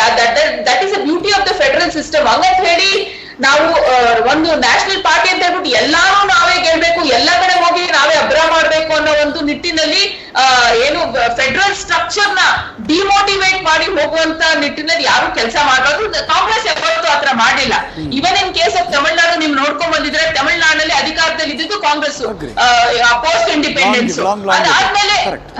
ಅದಾದ್ಮೇಲೆ we became a minor partner or sudden party to either AIADMK at one point in time, ಇವಾಗ ಡಿಎಂಕೆ. ಸೊ ಆತರ ಕೆಲವು ರಾಜ್ಯಗಳು, ಇವಾಗ ಫಾರ್ ಎಕ್ಸಾಂಪಲ್ ಮಹಾರಾಷ್ಟ್ರದಲ್ಲಿ our partnership is with NCP, ಇವಾಗ ಶಿವಸೇನೆ ಜೊತೆನೂ ಇದು ಅಂದ್ರೆ ಒಂದು national party doesn't mean that ಎಲ್ಲಾ ಕಡೆ ನಾವು ಡಬಲ್ ಇಂಜಿನ್ ಸರ್ಕಾರದ ವ್ಯವಸ್ಥೆಯಲ್ಲಿ ನಾವು ವರ್ಕ್ ಮಾಡಕ್ ಆಗೋದಿಲ್ಲ. ಇವಾಗ ನೀವೇ ನಂಬರ್ಸ್ ನೋಡ್ತಾ ಇದ್ದೀರಾ, ಡಬಲ್ ಇಂಜಿನ್ ಸರ್ಕಾರ ಇರುವಂತ ರಾಜ್ಯಗಳಲ್ಲಿ ಯಾವ ತರ ಕೆಲಸ ಆಗ್ತಾ ಇದೆ. ಇವತ್ತು corona numbers are the real numbers today Harish ಅವರೇ. ನಾವಿವತ್ತು ಡಿಬೇಟ್ ಮಾಡ್ತಾ ಇದ್ದೀವಿ, ಎಲೆಕ್ಷನ್ ಡಿಬೇಟ್ ಮಾಡ್ತಾ ಇದೀವಿ, ರಿಯಲ್ ನಂಬರ್ಸ್ ನಾವು ಡಿಬೇಟ್ ಮಾಡ್ತಾ ಇರೋದು. ಕರೋನಾದಲ್ಲಿ ಎಷ್ಟು ಜನ ಸತ್ತಿದ್ದಾರೆ, ಎಷ್ಟು ಜನ ಸೋಂಕಿತರಿದ್ದಾರೆ, ಯಾವ ಮಟ್ಟದಲ್ಲಿ ನಮ್ಗೆ ವ್ಯಾಕ್ಸಿನೇಷನ್ ಬರ್ತಾ ಇಲ್ಲ, ಎಷ್ಟು ಜನಕ್ಕೆ ಇನ್ನ ವ್ಯಾಕ್ಸಿನೇಷನ್ ಆಗಿಲ್ಲ, ಆ ಒಂದು ನಂಬರ್ಸ್ ಇದೆಯಲ್ಲ, ಅದು ರಿಯಲ್ ನಂಬರ್ಸ್. ನಾವು ಇದು ಪ್ರಜಾಪ್ರಭುತ್ವದ ವ್ಯವಸ್ಥೆಯಲ್ಲಿ ಬರೀ ಪವರ್ ತಗೊಳ್ಳೋದಲ್ಲ, ಅಕೌಂಟಬಿಲಿಟಿ ಇರಬೇಕು. ಇವತ್ತು ಜನ ನೋಡ್ತಾ ಇದ್ದಾರೆ, ಅವ್ರು ಸೋಲಿ ಗೆಲ್ಲಿ ಇದು ದಟ್ ಇಸ್ ಸೆಕೆಂಡ್ರಿ, ಬಟ್ ಇವತ್ತು ಅಕೌಂಟಬಿಲಿಟಿ ಎಲ್ಲಿದೆ ಅಂತ ಹೇಳಿ ಕವಿತಾ ರೆಡ್ಡಿ ಅವರು ಕಾಂಗ್ರೆಸ್.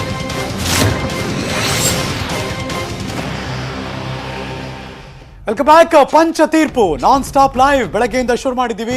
ದೇಶದಲ್ಲಿ ಇವತ್ತು 5 ಕಡೆ ಎಲೆಕ್ಷನ್ ಆಗಿರೋ ರಿಸಲ್ಟ್ ಬರಬೇಕು. 8 ಗಂಟೆ ನಂತರದಲ್ಲಿ ಮತ ಎಣಿಕೆ ಕಾರ್ಯ ಶುರುವಾಗುತ್ತೆ. ಎಲ್ಲ ಅಪ್ಡೇಟ್ಸನ್ನು ದೇಶದ ಅತಿ ದೊಡ್ಡ ನೆಟ್ವರ್ಕ್ ನ್ಯೂಸ್ 18 ಕನ್ನಡದಲ್ಲಿ ಎಲ್ಲವನ್ನು ಕೂಡ ಹಿಡಿದಿಟ್ಟುಕೊಡುವಂಥ ಪ್ರಯತ್ನ ನಾವು ಮಾಡ್ತಾ ಇದ್ದೀವಿ. ಪಶ್ಚಿಮ ಬಂಗಾಳ ಒಂದು ಕಡೆ, ಅಸ್ಸಾಂ ಇನ್ನೊಂದು ಕಡೆ, ತಮಿಳುನಾಡು ಒಂದು ಕಡೆ, ಕೇರಳ ಒಂದು ಕಡೆ ಮತ್ತು ಯೂನಿಯನ್ ಟೆರಿಟರಿ ಕೇಂದ್ರಾಡಳಿತ ಪ್ರದೇಶ ಅದು ಪುದುಚೇರಿ. ಇದನ್ನು ಹೊರತುಪಡಿಸಿ ಕರ್ನಾಟಕದಲ್ಲೂ 3 ಬೈ ಎಲೆಕ್ಷನ್ ಇದೆ, ಅದಕ್ಕೂ ಬರ್ತೀನಿ ನಾನು. ಇದೀಗ ಕೇರಳದ ಒಂದಷ್ಟು ಮಾಹಿತಿ ಕೊಟ್ಟು ನಾನು ಗೆಸ್ಟ್ ಜೊತೆ ಮಾತಾಡೋಕೆ ಶುರು ಮಾಡ್ತೀನಿ. ಈ ಬಾರಿ ಸಂಪ್ರದಾಯವನ್ನ ಮುರಿಯುತ್ತಾ ಕೇರಳ, ಯಾಕೆಂದ್ರೆ ಸತತ 2ನೇ ಬಾರಿಗೆ ಅಧಿಕಾರಕ್ಕೇರ್ತಾರ LDF ಅನ್ನೋದು ಕುತೂಹಲ. ಹೊಸ ಇತಿಹಾಸವನ್ನು ಬರೀತಾರ ಮುಖ್ಯಮಂತ್ರಿ Pinarayi Vijayan. Breaking news.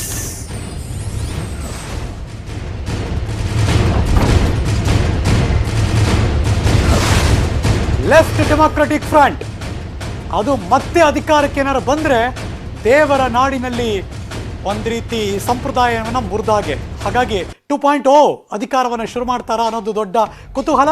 Exit ಪೋಲ್ಗಳೆಲ್ಲ ಕೇರಳದಲ್ಲಿ ಈ ಕ್ಷಣಕ್ಕೆ LDF ಅಧಿಕಾರಕ್ಕೆ ಬಂದ್ಬಿಡ್ತಾರೆ ಅಂತ ಕೂಡ ಒಂದು ಮಾತಿದೆ. ABPC voter LDF tough fight ಅಂತಾರೆ, but LDF okay. Today's Chanakya ಅದು ಕೂಡ LDFಗೆ ಜೈ ಅಂದಿದ್ದಾರೆ. ಎಕ್ಸಿಟ್ ಪೋಲ್ನ ಲೆಕ್ಕಾಚಾರ ನೋಡ್ತಾ ಇದ್ರೆ ಇನ್ನು ಟೈಮ್ಸ್ ನಾವ್ ಎಕ್ಸಿಟ್ ಪೋಲ್, ಆಜ್ ತಕ್ ಎಕ್ಸಿಟ್ ಪೋಲ್, ಜನ್ ಕಿ ಬಾತ್ ಎಕ್ಸಿಟ್ ಪೋಲ್, ಎಲ್ಲ ಎಕ್ಸಿಟ್ ಪೋಲ್ ಇದ್ದಾರೆ. ಸೊ ಹಾಗಾದ್ರೆ LDF ಅಲ್ಲಿ ಇದ್ದಾರೆ. ಸೊ ಹಾಗಾಗಿ ಅಧಿಕಾರದಲ್ಲಿರುವವರೇ ಯಾವುದೇ ಹಂತದಲ್ಲೂ ಕೂಡ ಆಡಳಿತ ವಿರೋಧಿ ಅಲೆ ಇಲ್ಲ, ಜನ LDFಗೆ ಓಟ್ ಹಾಕ್ತಾರೆ ಅಂತ ಗೊತ್ತಿಲ್ಲ. ಕೇರಳದಲ್ಲಿ ರಾಹುಲ್ ಗಾಂಧಿ ಅವರ ಮ್ಯಾಜಿಕ್ ನಡೆಯೋಕೆ ಏನಾದರೂ ಸಾಧ್ಯ ಆಗುತ್ತಾ, ಅಥವಾ ದೇವರನಾಡಲ್ಲಿ ಭಾರತೀಯ ಜನತಾ ಪಕ್ಷಕ್ಕೆ ನನ್ನ ಪ್ರಕಾರ ಕೇರಳದಲ್ಲಿ ಎಷ್ಟು ಸೀಟ್ ಬಂದರೂ ಅದು ದೊಡ್ಡ ಅಡ್ವಾಂಟೇಜ್, ಒಂದಷ್ಟು ಬಲವನ್ನು ದೊಡ್ಡ ಮಟ್ಟದಲ್ಲಿ ವೃದ್ಧಿಪಡಿಸ್ಕೊಳ್ಳಬಹುದು ಅಂತ. Let's go live. ನೇರ ಸಂಪರ್ಕದಲ್ಲಿ ಒಂದು ಕಡೆ ಭಾರತೀಯ ಜನತಾ ಪಕ್ಷದಿಂದ ಶ್ರೀ ಮಹೇಶ್ ಅವರು, ಮಗದೊಂದು ಕಡೆ ಕವಿತಾ ರೆಡ್ಡಿ ಅವರು, ಕಾಂಗ್ರೆಸ್ನ ವಕ್ತಾರ ಇಬ್ಬರು ಕೂಡ ಇದ್ದಾರೆ. ವೆಲ್ಕಮ್ ಬ್ಯಾಕ್ ನಿಮ್ಮಿಬ್ಬರಿಗೂ ಕೂಡ. I just want to ask Mahesh ಅವ್ರಿಗೆ, ಸರ್ ಈ ಬಾರಿ ಎಲೆಕ್ಷನ್ನು ಕಾಂಗ್ರೆಸ್, BJP ಅಥವಾ ತೃಣಮೂಲ ಕಾಂಗ್ರೆಸ್ ಅಂತ ಇತ್ತೋ ಇಲ್ಲಪ್ಪ ಮೋದಿ ದೀದಿ ಆ ಥರ ನಡೀತೋ ನಿಮ್ಮ ಪ್ರಕಾರ? ಆ ಥರ ಏನಿಲ್ಲ. ನಮ್ದೊಂದು ರಾಷ್ಟ್ರೀಯ ಪಾರ್ಟಿ. ನಮ್ಮ ಹೋರಾಟ ಏನಿದ್ರು ಒಂದು ಸಿದ್ಧಾಂತದ ಆಧಾರದ ಮೇಲೆ, ನಮ್ಮ ವೈಚಾರಿಕ ನಮ್ಮ ಕಾರ್ಯಕ್ರಮದ ಆಧಾರದ ಮೇಲೆನೆ ನಾವು ಯಾವುದೇ ಒಂದು ಚುನಾವಣೆಯನ್ನ ಎದುರಿಸತಕ್ಕಂಥದ್ದು. ಸಹಜವಾಗಿ ನಮ್ಮೆಲ್ಲರ ಬಹಳ ಎತ್ತರದ ಶ್ರೇಷ್ಠ ನಾಯಕತ್ವ ಮೋದಿಯವರು. ಆ ಮೋದಿಯವರ ನಾಯಕತ್ವದಲ್ಲೇ ನಾವು ಇಡೀ ದೇಶಾದ್ಯಂತ ಎಲ್ಲಾ ಚುನಾವಣೆಗಳನ್ನ ನಾವು ಎದುರಿಸ್ತಾ ಇದ್ದೀವಿ. ಆದ್ರೆ ಅದು ರಾತ್ರಿ ಬೆಳಿಗ್ಗೆ ಒಳಗಡೆ ಇವತ್ತು ಭಾರತೀಯ ಜನತಾ ಪಾರ್ಟಿ ಈ ಹಂತಕ್ಕೆ ಹೋಗಿರೋದಂತಲ್ಲ. ಕಳೆದ ಹಲವು ವರ್ಷಗಳ ಹರ್ನಿಶಿ ಪರಿಶ್ರಮ ಮತ್ತೆ ಪ್ರಯತ್ನದ ಪರಿಣಾಮವಾಗಿ ಯಾವ ವೈಚಾರಿಕತೆಯನ್ನ ನಾವು ಹೇಳ್ತಾ ಇದ್ವಿ, ನಮ್ಮ ವಿಚಾರವನ್ನ, ನಮ್ಮ ರಾಷ್ಟ್ರೀಯತೆಯನ್ನ ನಾವು ಏನು ಹೇಳ್ತಾ ಇದ್ವಿ, ನಮ್ಮ ಆ ಕಾರ್ಯಕ್ರಮದ ಆಧಾರದ ಮೇಲೆ ನಾವು ಚುನಾವಣೆಯನ್ನ ಎದುರಿಸ್ತಾ ಇರ್ತಕ್ಕಂಥದ್ದು. ದುರಂತ ಏನಂತಂದ್ರೆ ಈ ದೇಶದ್ದು ಏನಂದ್ರೆ ಒಂದು ಪುರಾತನವಾದಂತಹ 100 ವರ್ಷದ ಒಂದು ರಾಜಕೀಯ ಪಾರ್ಟಿ ಕಾಂಗ್ರೆಸ್ ತನ್ನ ಅಸ್ತಿತ್ವಕ್ಕೋಸ್ಕರನೇ ಚುನಾವಣೆ ನಿಂತ್ಕೊಂಡ್ರೆ ಇರ್ತಕ್ಕಂಥದ್ದು, ತನ್ನ ಅಸ್ತಿತ್ವವನ್ನು ಉಳಿಸ್ಕೊಳ್ಳಕ್ಕೆ. ಎಂತ ದುರಂತವಾದಂತ ರಾಜಕೀಯ ಹಿನ್ನೆಲೆ ಇವತ್ತು ಕಾಂಗ್ರೆಸ್ ಇಂದು. ಒಂದು ಕಡೆ ಕೇರಳದೊಳಗೆ ಕಮ್ಯುನಿಸ್ಟರ ವಿರುದ್ಧ ಹೋರಾಟ, ಒಂದ್ ಕಡೆ ಪಶ್ಚಿಮ ಬಂಗಾಳದಲ್ಲಿ ಕಮ್ಯುನಿಸ್ಟರ ಜೊತೆ ಸೇರ್ಕೊಂಡು ಹೋರಾಟ. ಇದು ಯಾವ ರಾಜಕೀಯ ಬದ್ಧತೆ? ಕವಿತಾ ರೆಡ್ಡಿ ಅವರು ಇದ್ದಾರೆ ಲೈವ್ ಅಲ್ಲಿ. ಕವಿತಾ ರೆಡ್ಡಿ ಅವರು ಇದ್ದಾರಲ್ಲ, ಪಾಯಿಂಟ್ ರೈಸ್ ಮಾಡಿದ್ದೀರಾ. ಕವಿತಾ ರೆಡ್ಡಿ ಅವರು ಮೇ ಬಿ ಅವ್ರ ಹತ್ರ ಡಿಫೆನ್ಸ್ ತುಂಬಾ ಚೆನ್ನಾಗಿರ್ಬೋದೇನೋ. Let me ask Kavita Reddy madam, please go ahead. Defence ಮಾಡ್ಕೊಳ್ಳೋದಂತಲ್ಲ, ನಾವು ಇವತ್ತು ನಮಗೂ ಇದೆ ಒಂದು ಜನತಂತ್ರದ ಒಂದು ದೊಡ್ಡ ಹಬ್ಬದಲ್ಲಿ ನಾವಿದ್ದೇವೆ. ವಿಜೃಂಭಿಸ್ತಕ್ಕಂಥ ಕಾಲದಲ್ಲಿ ಇಡೀ ದೇಶದಲ್ಲಿ ಒಂದು ಸೂತಕದ ವಾತಾವರಣ ಇದೆ, ಬಹಳ ದುಃಖದಲ್ಲಿ ದೇಶ ಇದೆ. ನಮಗೂ ಅರ್ಥ ಆಗ್ತದೆ. ನಾವು ರಾಜಕೀಯದ ಚರ್ಚೆ ಮಧ್ಯದಲ್ಲಿ ಕೊರೋನಾ ಚರ್ಚೆ ಮಾಡುವಂತದ್ದು ಇದು ಯಾವ ರಾಜಕೀಯ ಪಾರ್ಟಿಗೆ ಬದ್ಧತೆ ಅಂತ ಹೇಳುತ್ತೆ? ಒಂದು ಪೊಲಿಟಿಕಲ್ ಪಾರ್ಟಿಗೆ ಒಂದು ಕವಿತಾ ರೆಡ್ಡಿ ಅವ್ರಿಗೆ ಹೋಗ್ತಿದ್ದೀನಿ. ಒಂದ್ ನಿಮಿಷ ಮಹೇಶ್ ಸರ್, ಒಂದ್ ನಿಮಿಷ, just hold for a second. Kavitha Reddy madam please. Sir, ಈ ಬಿಜೆಪಿ ಅವರ ಫೆಡರಲ್ ಸ್ಟ್ರಕ್ಚರ್ ನ ಅರ್ಥ ಮಾಡ್ಕೊಳ್ಳುವಂತ ಶಕ್ತಿನೇ ಬಿಜೆಪಿ ಅವ್ರಿಗಿಲ್ಲ. ಎಲ್ಲ ಅಸ್ತಿತ್ವದ ಬಗ್ಗೆ ಪ್ರಶ್ನೆ ಮಾಡ್ತಾರೆ. ಇವ್ರಿಗೇನು ಅಸ್ತಿತ್ವ ತೋರಿಸ್ತಾ ಇದ್ರೆ ಅಂತ ಕರೋನಾ ರಿಸಲ್ಟ್ಸ್ ನಲ್ಲಿ ತೋರಿಸ್ತಾ ಇದೆ.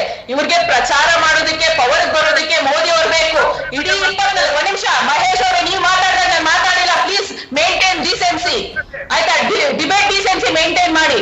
ಇಡೀ ರಾಜ್ಯದಲ್ಲಿ, ನಮ್ಮ ರಾಜ್ಯದಲ್ಲಿ ಪ್ರತಿಯೊಂದು ಯಾವ ಒಂದು MP ಕ್ಯಾಂಡಿಡೇಟ್ ಹತ್ರ ಹೋದ್ರು ನೀವು ನನಗೆ ವೋಟ್ ಆಗ್ತಾ ಇಲ್ಲ, ಮೋದಿ ಅವ್ರಿಗೆ ವೋಟ್ ಆಗ್ತಾ ಇದ್ರ ಅಂತ ಹೇಳ್ಬಿಟ್ಟು ಬಿಜೆಪಿಯ MP ಕ್ಯಾಂಡಿಡೇಟ್ಸ್ ಹೇಳಿ ಗೆದ್ದು ಬಂದ್ರು. ಇವತ್ತು ಅವರ ಹೆಸರಿನಲ್ಲಿ ಗೆದ್ದು ಬಂದವರು ಅಕೌಂಟಬಿಲಿಟಿ ಅವ್ರನ್ನ ಹೋಲ್ಡ್ ಮಾಡ್ಬೇಕಂತ. ಎಲ್ಲಿದೆ ಅಕೌಂಟಬಿಲಿಟಿ? ಇವತ್ತು ಪವರ್ ಬರೋದಕ್ಕೆ ಒಬ್ಬರ ಮುಖ ತೋರಿಸ್ತೀರಾ, ಅಕೌಂಟಬಿಲಿಟಿಗೆ ಇನ್ನೊಬ್ಬರ ಮುಖ ತೋರಿಸ್ತೀರಾ.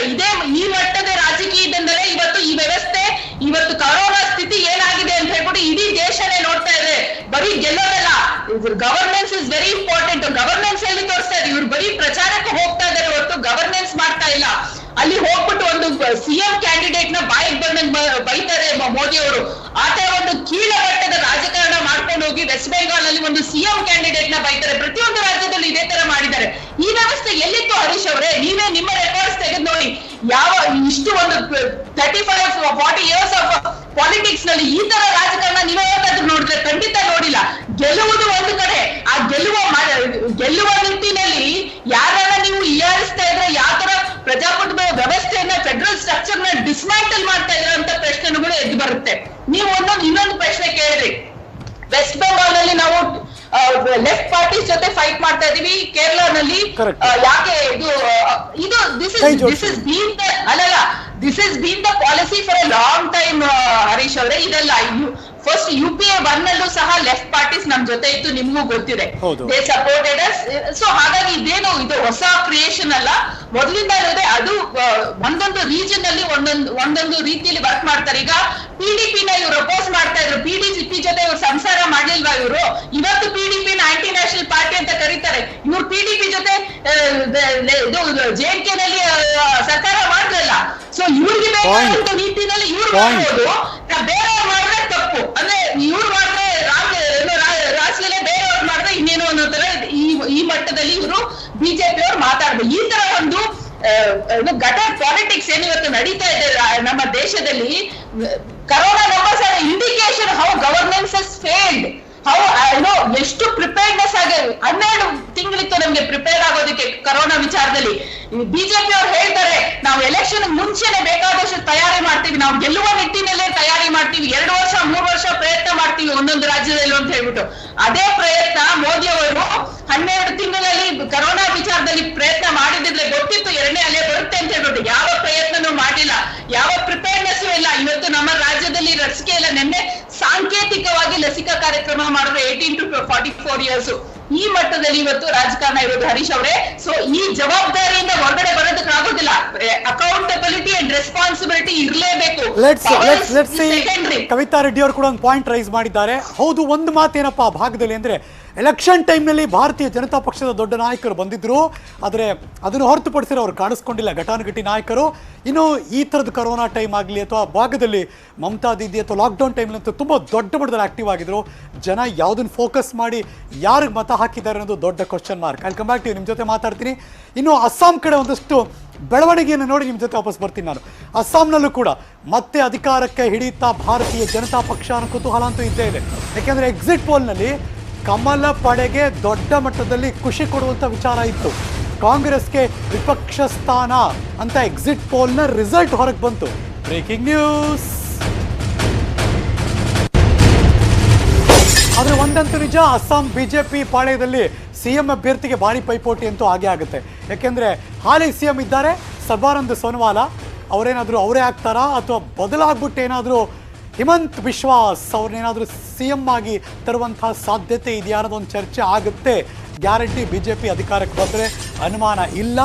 ಅದು ಬಿಟ್ಟರೆ ಎಕ್ಸಿಟ್ ಪೋಲ್ ಪ್ರಕಾರ ಅಸ್ಸಾಂನಲ್ಲಿ ಒನ್ಸ್ ಅಗೈನ್ ಭಾರತೀಯ ಜನತಾ ಪಕ್ಷ ಅಧಿಕಾರಕ್ಕೆ ಬರುತ್ತೆ ಅಂತ. ಆದರೆ ಒಂದಂತೂ ನಿಜ, ಫೈಟ್ ಇದೆ ಅಸ್ಸಾಂನಲ್ಲಿ. ಕಾಂಗ್ರೆಸ್ನವರು ಕೂಡ ಏನು ಸೈಲೆಂಟ್ ಆಗಿಲ್ಲ ಅಸ್ಸಾಂನಲ್ಲಿ. ಅವ್ರಿಗೆ ಒಂದು ರೀತಿ ಮತ್ತೆ ಅಧಿಕಾರಕ್ಕೆ ಬರಬೇಕು ಅನ್ನೋದಿದ್ದರೆ ಅಸ್ಸಾಂನಲ್ಲಿ ಕಾಂಗ್ರೆಸ್ ಪುಟ್ಟಿದೇಳಬೇಕು, ಅಧಿಕಾರಕ್ಕೆ ಬರಬೇಕು. ಆದರೆ ಎಕ್ಸಿಟ್ ಪೋಲ್ ಪ್ರಕಾರ ಬಿಜೆಪಿ ಮತ್ತೆ ಅಧಿಕಾರಕ್ಕೆ ಬರುತ್ತೆ. ಆಡಳಿತ ವಿರೋಧಿ ಅಲೆ ಬಿಜೆಪಿಗೆ ಅಲ್ಲಿ ಹೊಡೆತ ಕೊಡಲ್ಲ. ಬಟ್ ಫೈಟ್ ಇರೋದಂತೂ ನಿಜ ಅಂತ ಎಕ್ಸಿಟ್ ಪೋಲಲ್ಲಿ ಒಂದಷ್ಟು ಹೇಳುತ್ತೆ. ಎ ಬಿ ಪಿ ವೋಟರ್ಸ್ ಕೂಡ ಫೈಟ್ ಇರೋದನ್ನ ಮೆನ್ಷನ್ ಮಾಡುತ್ತೆ. ಟುಡೇಸ್ ಚಾಣಕ್ಯ ಒಂಚೂರು ಬಿಜೆಪಿಗೆ ಜೈ ಅಂತಾರೆ. ಸೊ ಹಾಗಾಗಿ ಒಂದಷ್ಟು ಎಕ್ಸಿಟ್ ಪೋಲ್ ರಿಪೋರ್ಟ್ ಅಲ್ಲಿಗೆ ಅಸ್ಸಾಂಗೆ ಬಿಜೆಪಿಗೆ ಒಲವು ತೋರಿಸ್ದಂಗೆ ಕಾಣಿಸ್ತಾ ಇದೆ. ಇಷ್ಟು ರಾಜ್ಯ ಒಂದ್ ಕಡೆ ಆದರೆ ಪುದುಚೇರಿ ಯೂನಿಯನ್ ಟೆರಿಟರಿ ಕೇಂದ್ರಾಡಳಿತ ಪ್ರದೇಶ ಏನೆಲ್ಲ ದೊಡ್ಡ ಮಟ್ಟದ ಡ್ರಾಮಾ ನಡೀತು ಎಲೆಕ್ಷನ್ಗೆ ಮುಂಚೆ ಪುದುಚೇರಿಯ ಅಸೆಂಬ್ಲಿಯಲ್ಲಿ. ಅಫ್ಕೋರ್ಸ್ 30 ಸ್ಥಾನ 16 ಬಂದರೆ ಜೈ ಪುದುಚೇರಿಗೆ. ಪುದುಚೇರಿ ವಿಧಾನಸಭಾ ಕ್ಷೇತ್ರ ಅಲ್ಲಿ NDA ಕೂಟದ ಪರ ಅಲೆ ಇದೆಯಾ ಅಥವಾ ಕಾಂಗ್ರೆಸ್ ಮೈತ್ರಿಕೂಟ ಗೆಲ್ಲುತ್ತಾ? ಸಮೀಕ್ಷೆ ಪ್ರಕಾರ ಮೈತ್ರಿಕೂಟ ಕಾಂಗ್ರೆಸ್ಗೆ ಹಿನ್ನಡೆ ಆಗುತ್ತೆ. ಕೆಲವೇ ಹೊತ್ತಲ್ಲಿ ಅಫ್ಕೋರ್ಸ್ ಫಲಿತಾಂಶ ಬೇಗ ಬಂದ್ಬಿಡುತ್ತೆ ಪುದುಚೇರಿಗೆ. ಟಾಪ್ ಬಿಕಾಸ್ 30 ಇರೋದ್ರಿಂದ ಅತಿ ಕಡಿಮೆಯಲ್ಲಿ ಪುದುಚೇರಿ. ಹಾಗಾಗಿ ಒಂದು 2 ಅವರ್ಲಿ 8 ಗಂಟೆಗೆ ಶುರುವಾದರೆ 9, 10, 11 ಗಂಟೆ ಪುದುಚೇರಿ ಗೊತ್ತಾಗ್ಬಿಡುತ್ತೆ ಯಾರು ಗೆಲ್ತಾ ಇದ್ದಾರೆ ಅಂತ. 16 ಬಂದರೆ ಜೈ. ಹಾಗಾಗಿ ಪುದುಚೇರಿಯಲ್ಲಿ NDA ಮಿತ್ರಕೂಟಗಳ ಅಥವಾ ಕಾಂಗ್ರೆಸ್ನ ಮಿತ್ರಕೂಟವ ಯಾರಿಗೆ ಅಂದರೆ ಎಕ್ಸಿಟ್ ಪೋಲ್ ಪ್ರಕಾರ NDA ಪರ ಅಲೆ ಇದೆ ಅನ್ನೋದು. ಕಾಂಗ್ರೆಸ್ ಮೈತ್ರಿಕೂಟಕ್ಕೆ ಹಿನ್ನಡೆ ಎಕ್ಸಿಟ್ ಪೋಲ್ ಪ್ರಕಾರ.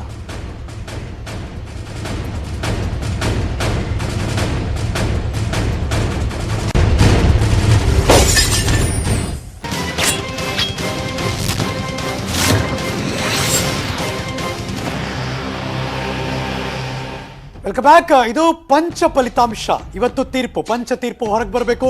8 ಗಂಟೆ ಕೆಲವೇ ಕ್ಷಣದಲ್ಲಿ ಕೌಂಟಿಂಗ್ ಲೆಕ್ಕಾಚಾರ ಶುರುವಾಗುತ್ತೆ. ಅದನ್ನು ನಿಮ್ಮ ಮುಂದೆ ಅಪ್ಡೇಟ್ ಮಾಡ್ತೀವಿ. ದೇಶದ ಅತಿ ದೊಡ್ಡ ನೆಟ್ವರ್ಕ್ ನ್ಯೂಸ್ 18 ಕನ್ನಡದಲ್ಲಿ ಆ ಎಲ್ಲ ಪಿನ್ ಟು ಪಿನ್ ಮಾಹಿತಿಯನ್ನು ಅಪ್ಡೇಟ್ ಮಾಡೋಕ್ಕೆ ಅಫ್ಕೋರ್ಸ್ ನನ್ನ ಸಹೋದ್ಯೋಗಿಗಳು ಕೂಡ ಬೆಳಗ್ಗೆಯಿಂದ ನಾನ್ ಸ್ಟಾಪ್ ನಾವೆಲ್ಲರೂ ಕೂಡ ಅಪ್ಡೇಟ್ ಮಾಡಿ ನಿಮ್ಗೆ ಹಿಡಿದಿಟ್ಕೊಡುವಂಥ ಪ್ರಯತ್ನ ಅಂತೂ ಗ್ಯಾರಂಟಿ ಮಾಡ್ತೀವಿ. ಕರ್ನಾಟಕದಲ್ಲೂ ಕೂಡ 3 ಕ್ಷೇತ್ರಗಳ ಬೈ ಎಲೆಕ್ಷನ್ ಫಲಿತಾಂಶ ಇವತ್ತು ಪ್ರಕಟ ಆಗುತ್ತೆ. ಇದೀಗ ಬರ್ತಿರುವಂತಹ ಬ್ರೇಕಿಂಗ್ ನ್ಯೂಸ್. ಬೆಳಗಾವಿ ಲೋಕಸಭಾ ಕ್ಷೇತ್ರ, ಮಸ್ಕಿ ವಿಧಾನಸಭಾ ಕ್ಷೇತ್ರ, ಬಸವ ಕಲ್ಯಾಣ ವಿಧಾನಸಭಾ ಕ್ಷೇತ್ರ. Breaking news.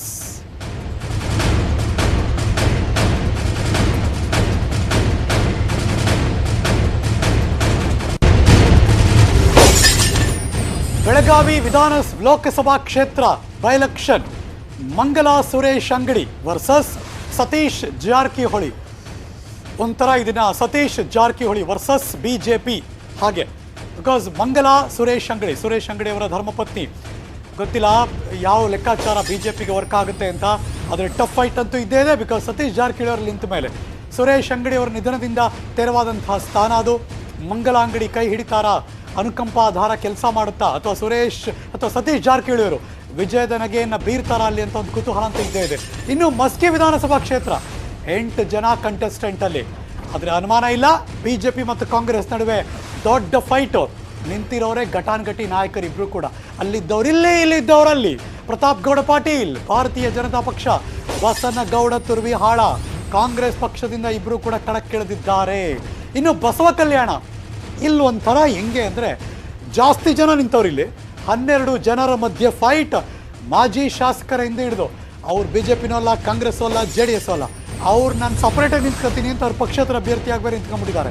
ಸೊ ಹಂಗಾಗಿ ಒಂದು ಕಡೆ ಮಾಲಾ ನಾರಾಯಣರಾವ್ ಗೆಲ್ತಾರ, ಸಖತ್ ಪೈಪೋಟಿ ಅಂತೂ ಇದ್ದೇ ಇದೆ. ಬಿಕಾಸ್ BJPಯ ಶರಣು ಸಲಗಾರ ಅಲ್ಲಿ ನಿಂತಿದ್ದಾರೆ. ಇವರಿಬ್ಬರ ಜೊತೆಗೆ JDS ಈ ಭಾಗದಲ್ಲಿ ಮತ್ತೆ ಟಫ್ ಫೈಟ್ ಅಂತೂ ಕೊಟ್ಟೇ ಕೊಡ್ತಾರೆ.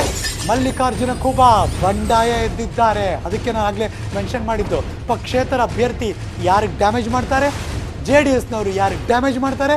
ಯು ನೋ ವಾಟ್, ಯಾವುದೇ ಚುನಾವಣೆಯ ಸಂದರ್ಭದಲ್ಲಿ ಯಾರೋ ಕಂಟೆಸ್ಟೆಡ್ ಬಂದು ನಿಂತಾಗ ಅವ್ರು ಗೆದ್ದೇ ಗೆಲ್ತಾರಾ ಇಲ್ವಾ ಅಂತ ಹೇಳದೇ ಇದ್ರೂ ಪರವಾಗಿಲ್ಲ, ಯಾರೋ ಒಬ್ರು ಡ್ಯಾಮೇಜ್ ಮಾಡ್ತಾರ ಅಂತ ನೋಡಲೇಬೇಕು.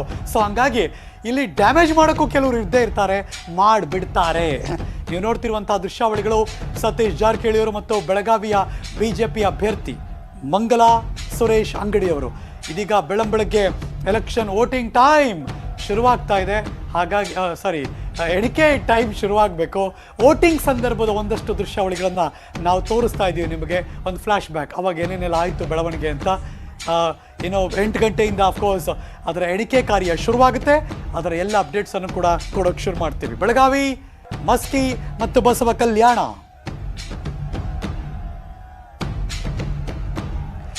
Let's go live. ಈ ಕ್ಷಣ ನೇರ ಸಂಪರ್ಕದಲ್ಲಿ ಒನ್ಸ್ ಅಗೇನ್ ಕವಿತಾ ರೆಡ್ಡಿ ಅವರು ಕಾಂಗ್ರೆಸ್ನಿಂದ, ಮಹೇಶ್ ಅವರು ಭಾರತೀಯ ಜನತಾ ಪಕ್ಷದಿಂದ. ನಿಮ್ಮಿಬ್ಬರಿಗೂ ವೆಲ್ಕಮ್ ಬ್ಯಾಕ್. ಚಿಕ್ಕದಾಗಿ ಒಂದು ರಿಯಾಕ್ಷನ್ ತಗೋತೀನಿ ನಾನು, ಅದಾದ್ಮೇಲೆ ಅಫ್ಕೋರ್ಸ್ ಸುದೀರ್ಘವಾಗಿ ಚರ್ಚೆಗೆ ಬರ್ತೀನಿ. ಇನ್ನು ಟೈಮ್ ಅಂತೂ ಇದ್ದೇ ಇದೆ. ಕವಿತಾ ಅವರೇ, ಟೆಲ್ ಮಿ, ಕರ್ನಾಟಕದ ಮಟ್ಟಿಗೆ ಈ 3 ಕಡೆ ಬೈ ಎಲೆಕ್ಷನ್ ನಡೀತು, ನಿಮ್ಮ ಎಕ್ಸ್ಪೆಕ್ಟೇಷನ್ ಏನು ಚಿಕ್ಕದಾಗಿ? ನಾವು 3 ಕ್ಷೇತ್ರಗಳನ್ನ ಗೆಲ್ಲೇಬೇಕು. ಯಾಕಂದ್ರೆ ಇವಾಗಲೇ ನೀವು ಲೋಕಲ್ ಬಾಡಿ ಎಲೆಕ್ಷನ್ಸ್ ನಲ್ಲಿ ಯಾವ ತರ ರಿಸಲ್ಟ್ ಬಂದಿದೆ ಅಂತ ನೀವೇ ನೋಡಿದ್ದೀರಿ ಹರೀಶ್. ಕಾಂಗ್ರೆಸ್ BJP ಅಂತ ಇರಲ್ವಲ್ಲ ಮೇಡಮ್, ಅಭ್ಯರ್ಥಿ support correct. Local body elections, ನಾನು ಪಂಚಾಯತ್ ಎಲೆಕ್ಷನ್ಸ್ ಹೇಳ್ತಾ ಇಲ್ಲ, ಗ್ರಾಮ ಪಂಚಾಯತ್ ಎಲೆಕ್ಷನ್ಸ್ ಹೇಳ್ತಾ ಇಲ್ಲ, ಆಯ್ತಾ? ಸೊ ನೀವ್ ನೋಡಿದೀರಾ ಅಂತ ಈಗ ಪರಿಣಾಮಗಳು ಜಸ್ಟ್ 2 ಡೇಸ್ ಇಂದ ನೋಡಿದೀವಿ ನಾವು. ಅದನ್ನೇನು ವಿಜೃಂಭಿಸ್ತಾ ಇಲ್ಲ, ಬಟ್ ನಮ್ಮ ಪ್ರಭಾವ ಎಷ್ಟು ಮಟ್ಟಿಗೆ ಗ್ರೌಂಡ್ ಮಟ್ಟದಲ್ಲಿ ತಲುಪಿದೆ ಅಂತ ಗೊತ್ತಾಗ್ತಾ ಇದೆ. ಒಂದು, ಈ 3 ಕ್ಷೇತ್ರಗಳು ಬೇಕು, ಗೆಲ್ಲೇಬೇಕು ಅಂತ ಹೇಳ್ಬಿಟ್ಟು ಸತೀಶ್ ಜಾರಕಿಹೊಳಿ ಅವರು ನಾವು ಕಣಕ್ಕಿಳಿಸಿರೋದು ರೀಸನ್ ಅಷ್ಟೇನೆ. ಸೊ 2-3 ಯಾರು ಅಭ್ಯರ್ಥಿಗಳಿದ್ದಾರೆ ಅವ್ರನ್ನೆಲ್ಲ ಅನಲೈಸ್ ಮಾಡಿ ಸತೀಶ್ ಹಾಗಾಗಿ ಕಾಂಗ್ರೆಸ್ ಗೆಲ್ಲುವ ವಿಶ್ವಾಸದಲ್ಲಿ ದೊಡ್ಡ ಮಟ್ಟದಲ್ಲಿದೆ ಅಂತ ಒಂಚೂರು ಯಾಕೆ ಮೊಟಕುಗೊಳಿಸ್ತಾ ಇದ್ದೀನಿ ಅಂದ್ರೆ ಒಂದು ಸಿಂಗಲ್ ರಿಯಾಕ್ಷನ್ ತಗೊಳಕಷ್ಟೇ. ಮಹೇಶ್ ಅವರು ಕೂಡ ಇದ್ದಾರೆ, ಲೋಕಲ್ ಬಾಡಿ ಎಲೆಕ್ಷನ್ ಸಾರ್ ಮೊನ್ನೆ ನಾವು ಗೆದ್ದಿರೋದು, ಇದು ನಾವೇ ಗೆದ್ಕೋತೀವಿ ಅಂತ ಕಾಂಗ್ರೆಸ್ನ ಭರವಸೆ ಮಹೇಶ್ ಅವರೇ. ಆದ್ರೆ ಒಂದೇನಪ್ಪ ಅಂದ್ರೆ ಆಡಳಿತ ಪಕ್ಷಕ್ಕೆ ಯಾವಾಗಲೂ ಅಡ್ವಾಂಟೇಜ್ ಇರುತ್ತೆ. ಈ ಉಪಚುನಾವಣೆ ನಡೆದಾಗ ಅದನ್ನ ಎನ್ಕಾಶ್ ಮಾಡ್ಕೊಳ್ಳೋಕೆ ಸಾಧ್ಯ ಆಗುತ್ತಾ BJPಗೆ? ಸರಿ ಇಲ್ಲ, ಖಂಡಿತವಾಗ್ಲೂ ಸಹಜವಾಗಿ ಆಡಳಿತ ಪಕ್ಷಕ್ಕೆ ಅನುಕೂಲ ಅನ್ನೋದಕ್ಕಿಂತ ಅಲ್ಲಿ ಯಾರು ನಮ್ಮ ಸಂಸದರು ಸುರೇಶ್ ಅಂಗಡಿ ಅವರು ಏನು ಕಾರ್ಯ ಮಾಡಿದ್ರು ಕಳೆದ 4 ಅವಧಿ ಒಳಗಡೆ, ಅದರ ಶ್ರೀರಕ್ಷೆ ಖಂಡಿತವಾಗ್ಲೂ BJPಗೆ ಇದ್ದೇ ಇರುತ್ತೆ. ಹಾಗೆ ಸಹಜವಾಗಿ ನಿನ್ನೆ 2 ಬೈ ಎಲೆಕ್ಷನ್ಸ್ ಏನಿದೆ ವಿಧಾನಸಭಾ ಕ್ಷೇತ್ರ, 2 ಕಡೆ ಕೂಡ BJP ಗೆಲ್ತದೆ. ಯಾವ್ದೋ ಲೋಕಸಭೆಯ ಚುನಾವಣೆ ನಮ್ಮ ಸಿಸ್ಟರ್ ಕವಿತಾ ರೆಡ್ಡಿ ಅವ್ರು ಹೇಳ್ದಂಗೆ ಯಾವುದೋ ಒಟ್ಟು ನಡೆದಿರ್ತಕ್ಕಂಥ ಚುನಾವಣೆಯ ಒಟ್ಟು ಮತದ ಗಾತ್ರವನ್ನು ನೋಡಿದ್ರೆ ಬಹುಶಃ ಕರ್ನಾಟಕ ವಿಧಾನಸಭಾ ಕ್ಷೇತ್ರದ 1% ಇರ್ಲಿಕ್ಕಿಲ್ಲ. ಅದಾದ 1% ವೋಟಿನ ಚುನಾವಣೆ ಒಳಗಡೆ ಒಂದು 6,800 ಏನೋ ಒಟ್ಟು ವೋಟ್ಗಳು ಕಾಂಗ್ರೆಸ್ ಇದಕ್ಕಿಂತ ಜಾಸ್ತಿ. ನನಗಿರೋ ಕುತೂಹಲ ಏನಪ್ಪಾ ಅಂದ್ರೆ, ಮಸ್ಕಿ ಆಗ್ಲಿ ಬಸವ ಕಲ್ಯಾಣ ಆಗ್ಲಿ ಪ್ರತಿಷ್ಠೆ ಅಂತೂ ಇದ್ದೇ ಇದೆ. ಅಲ್ಲಿರೋ ವ್ಯಕ್ತಿಗಳನ್ನ ನೋಡ್ತಾ ಇದ್ರೆ, ಇನ್ನು ಬೇರೆ ವ್ಯಕ್ತಿಗಳನ್ನ ನೋಡ್ತಾ ಇದ್ರೆ ಇವ್ರು ಎಲೆಕ್ಷನ್ ನಿಂತಿದಾರಲ್ಲ ಯಾರಿಗೆ ಡ್ಯಾಮೇಜ್ ಮಾಡ್ಬಿಡ್ತಾರಪ್ಪ ಅಂತ ಕೂಡ ಇದ್ದೇ ಇದೆ. Welcome back to you. ನಿಮ್ಮಿಬ್ಬರ ಜೊತೆ ಮಾತುಕತೆಯನ್ನು ಮುಂದುವರಿಸ್ತೀನಿ. ಈ